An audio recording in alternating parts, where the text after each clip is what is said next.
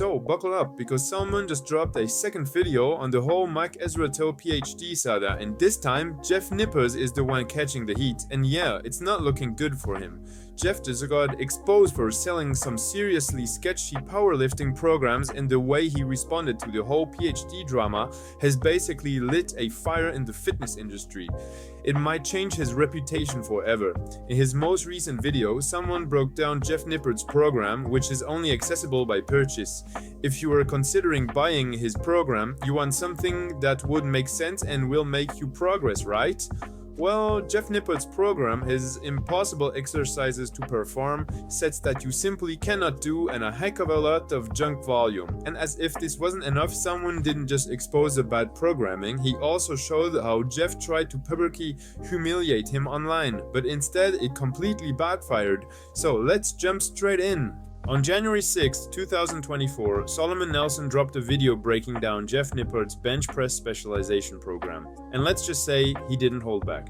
According to Salomon, one of the key workouts in Jeff's program wasn't just tough, it was basically impossible for most people to complete. Like, mathematically impossible. Here's what the workout called for.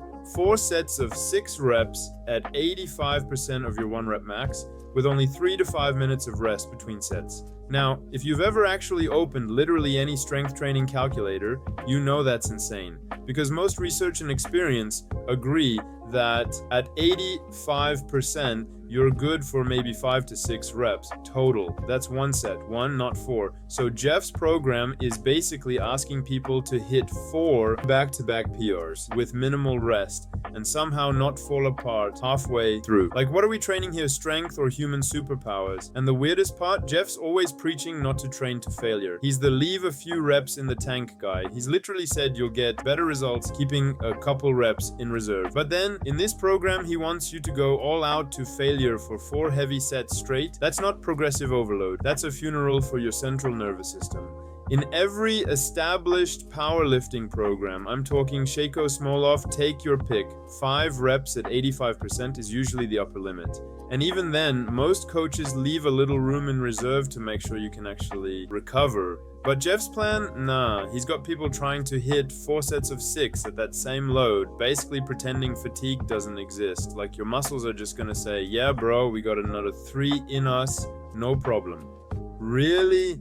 Look, this isn't just a small mistake, it's a straight up design flaw. This workout program doesn't just have issues, it's literally impossible by design. Whether Jeff meant for that to happen or not, that's what it is. And that's a big deal, especially coming from Jeff Nippard. Like, this isn't some random fitness influencer who just discovered Excel. Jeff's supposed to be one of the smart guys.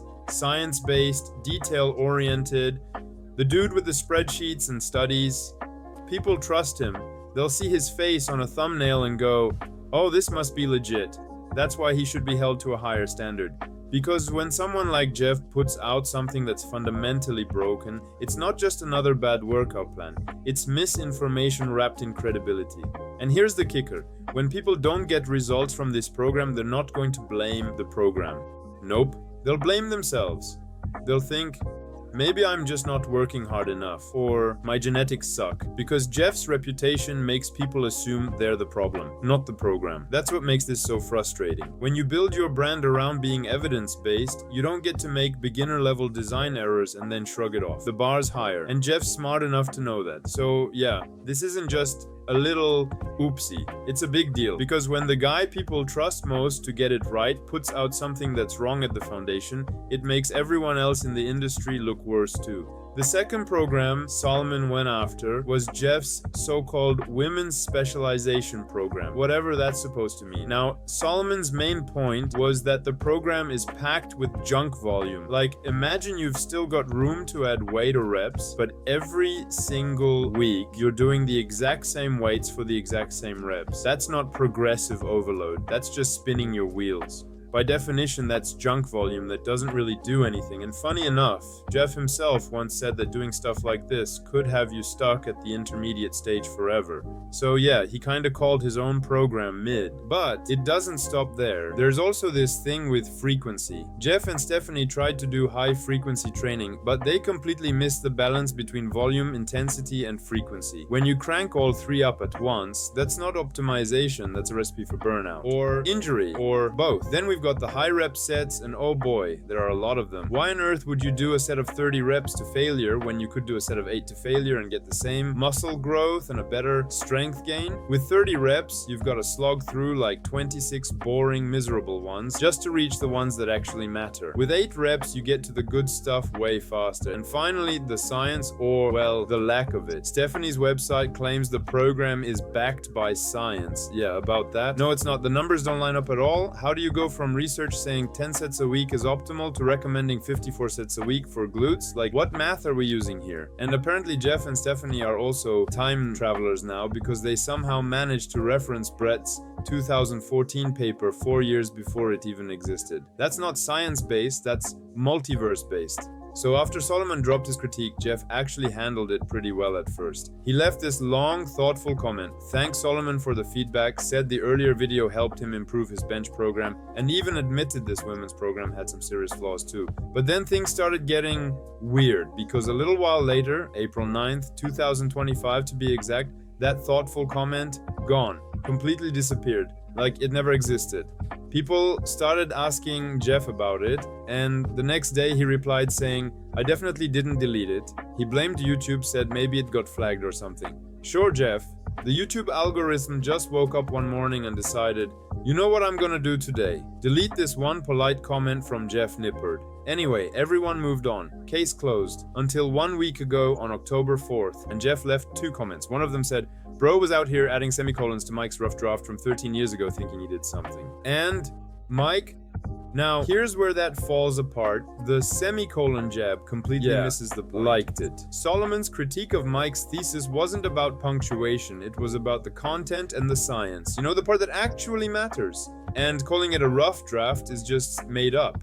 There's zero evidence that what Salomon reviewed was a draft. That's just something Mike and his defenders said after the fact to make it sound less bad. And like you all know, it was indeed the final document. Also, the whole "it's 13 years old" excuse doesn't hold water either. A PhD thesis doesn't get a free pass just because it's vintage. You can absolutely criticize the validity and quality of academic work, whether it's from 10, 20, or even 30 years ago. Bad research doesn't turn into good research with age, it just gets dustier. Jeff then doubled down and wrote the following comment. Salomon trying to play off his Reddit-trained parasocial anti-fan hit piece as a good faith attempt to help fix the way administrators archive their papers is pretty funny. Yeah, that's a lot of words to say I didn't watch the video, but I'm still gonna criticize it. And the wild part? His comment wasn't even accurate. Solomon's video wasn't just dunking on Mike for the fun of it. It was about how the entire academic system has kind of fallen apart. The point wasn't, haha, Mike bad. The point was,